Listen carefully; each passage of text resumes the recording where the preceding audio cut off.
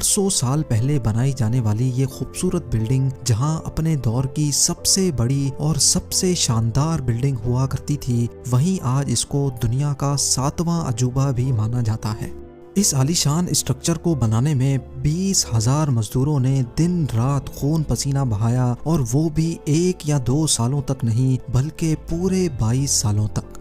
اگر آج کے دور میں اس کی قیمت کا اندازہ لگایا جائے تو سنگ مرمر کا یہ انمول مقبرہ حیرت انگیز طور پہ $1 بلین یعنی 7,500 کروڑ روپیوں سے بھی زیادہ مہنگا ہے، کیونکہ اس بلڈنگ میں مغل آرکیٹیکٹس نے اپنے ہنر کی کئی ایسی نشانیاں چھوڑی تھیں جن کی دنیا کے ٹاپ انجینئرز بھی آج تک تعریف کرتے ہیں۔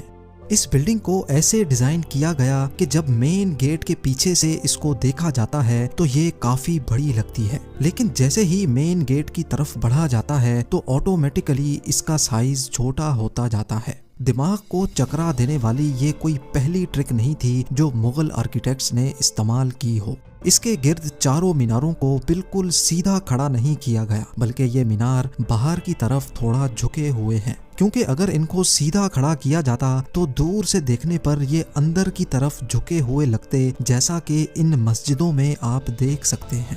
ان میناروں کو باہر کی طرف جھکانے کا ایک اور ریزن بھی تھا، اور وہ یہ تھا کہ خطرناک ارتھ کوئک کی صورت میں اگر یہ مینار گرے بھی تو یہ باہر کی طرف گر کر تاج محل پر ایک آنچ بھی نہ آنے دے۔ لیکن آخر ماجرا کیا تھا کہ اس کو بنانے والے کسی صورت میں اس پر ایک خراش بھی برداشت نہیں کر سکتے تھے۔ تاج محل کے وہ کون کون سے راز تھے جن کو 400 سال پہلے چھپانے کی کوشش کی گئی تھی، اور جب اس دور میں کنکریٹ یا اسٹیل ہی نہیں ہوا کرتا تھا تو آخر اس عالیشان مقبرے اور اس پر موجود 40 میٹر اونچے ڈوم کو کیسے بنایا گیا؟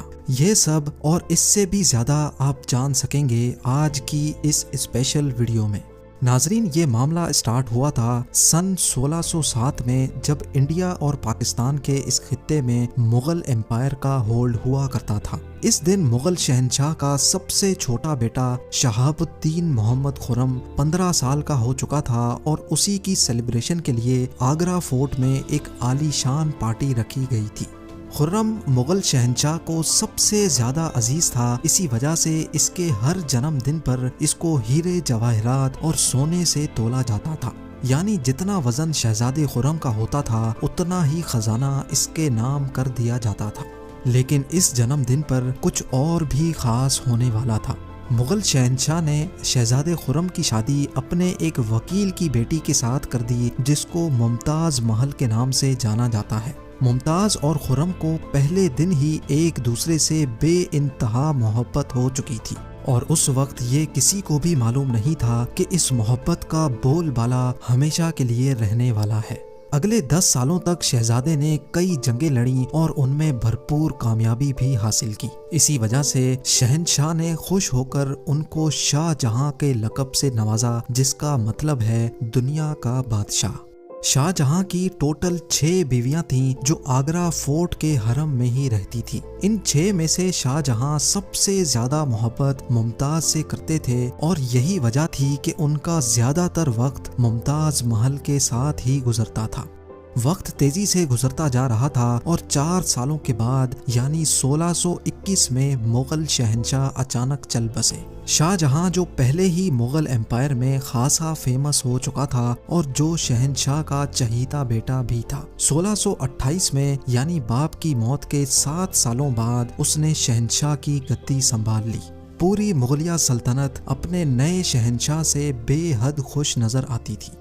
یہ وہ پیریڈ تھا جب مغل امپائر اپنے پورے عروج پر تھی، یعنی پورے انڈیا پاکستان کے ساتھ ساتھ افغانستان کے بھی کئی حصوں میں مغلیہ سلطنت کا راج ہوا کرتا تھا۔ سارے فیصلے شاہ جہاں خود کرتا تھا، جبکہ ممتاز محل پیچھے رہ کر شاہ جہاں کو مشورے دیا کرتی تھی۔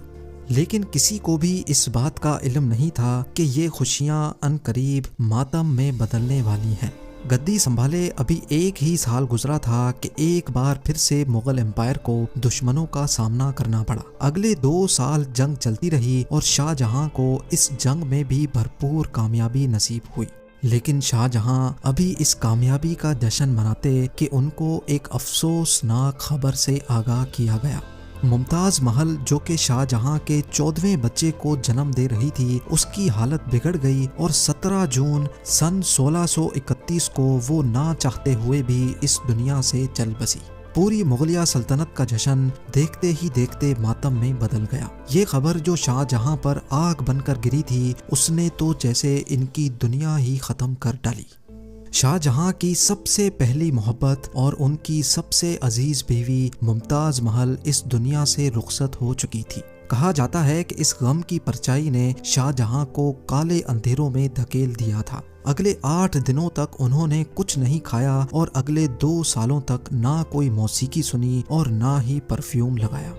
ممتاز محل نے مرنے سے پہلے ایک آخری خواہش کی تھی۔ وہ چاہتی تھیں کہ ان کی قبر دنیا کے سب سے خوبصورت مقبرے میں بنائی جائے۔ اس ٹاسک کو اور ممتاز محل کی آخری خواہش کو پورا کرنے کے لیے شاہ جہاں نے اپنی ساری دولت اور پوری زندگی وقف کرنے کا ارادہ کر لیا۔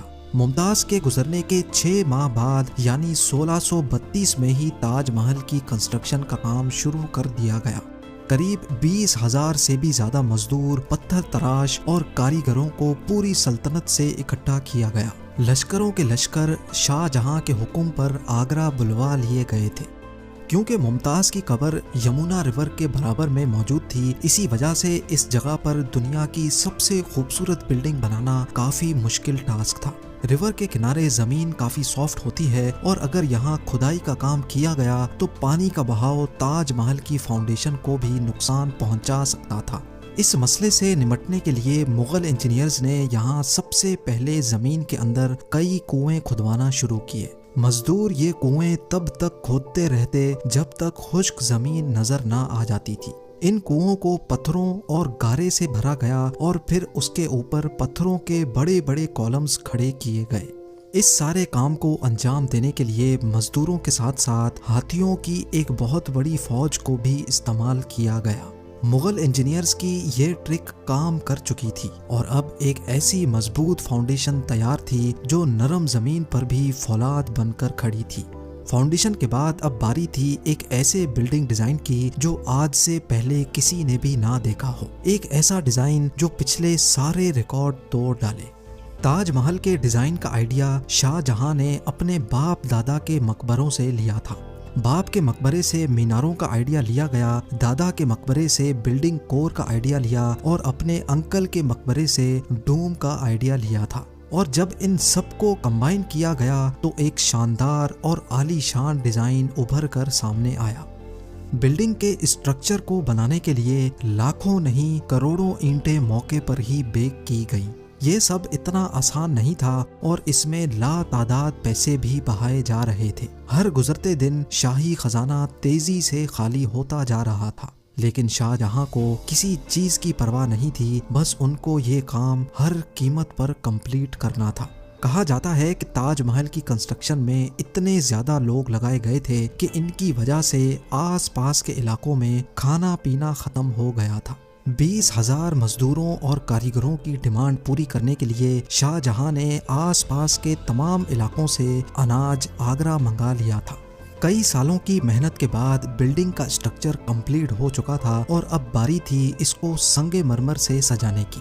یہ سنگ مرمر آگرہ سے 400 کلومیٹر دور راجستھان سے منگایا جانا تھا، کیونکہ یہاں کا مکرانہ ماربل آج تک دنیا کا فائنسٹ ماربل مانا جاتا ہے۔ شاہ جہاں نے تاج محل کے لیے پورا مکرانہ ماربل ریزرو کر لیا تھا، یعنی جب تک تاج محل کی ڈیمانڈ پوری نہیں ہو پائے گی تب تک کسی کو بھی یہ ماربل خریدنے کی اجازت نہیں تھی۔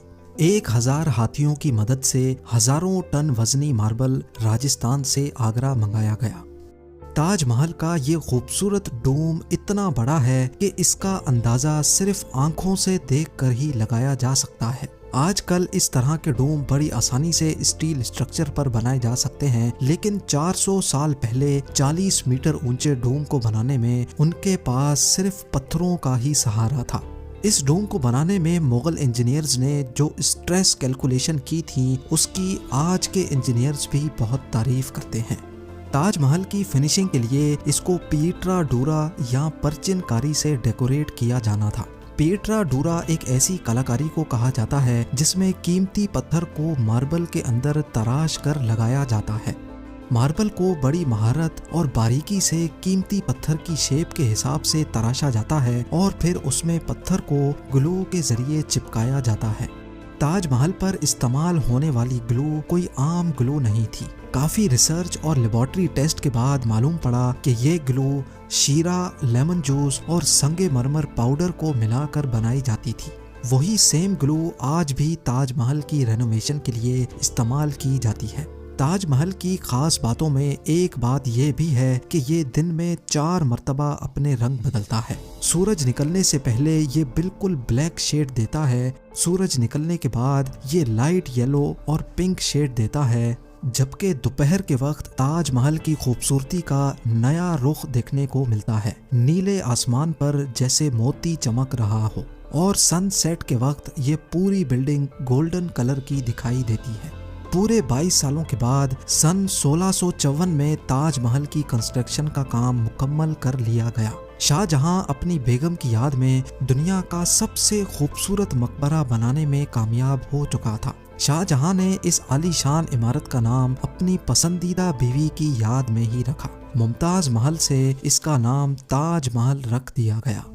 ہر سال شاہ جہاں ممتاز کی برسی پر یمنا ریور کے ذریعے تاج محل پر جایا کرتے تھے۔ یہ تاج محل کی ایسی انٹرنس تھی جس کو صرف شاہی خاندان کے لیے ہی بنایا گیا تھا۔ اس انٹرنس کی دیواروں پر دلکش نقاشی کا کام کیا گیا تھا جو شاید صرف شاہی آنکھوں کے دیکھنے کے لیے ہی کیا گیا تھا۔ شاہ جہاں کا یہ مہنگا ترین پروجیکٹ کمپلیٹ تو ہو چکا تھا، لیکن اس نے مغلیہ سلطنت کو تباہی کے کنارے پر لا کھڑا کیا۔ 4 سالوں کے بعد یعنی 1658 میں شاہ جہاں اور ممتاز کے اپنے ہی بیٹے نے شاہی تخت الٹ دیا اور خود مغل امپائر کا شہنشاہ بن گیا۔ شاہ جہاں جو پچھلے 30 سالوں سے اس تخت پر راج کر رہے تھے، اس کو قیدی بنا کر آگرہ فورٹ میں ہی بند کر دیا گیا۔ صرف ایک فیسلٹی ایسی تھی جو شاہ جہاں کو دی گئی، اور وہ یہ تھی کہ جس کمرے میں اس کو بند کیا گیا تھا اس کی کھڑکی سے وہ تاج محل کو دیکھ سکتے تھے۔ 8 سال قید میں رہنے کے بعد 74 ایئرز کی ایج میں شاہ جہاں بھی اس دنیا کو الوداع کر گئے۔ شاہ جہاں کا اب ممتاز سے دوبارہ ملنے کا وقت آ چکا تھا اور ان کو تاج محل میں ہی دفن کر دیا گیا۔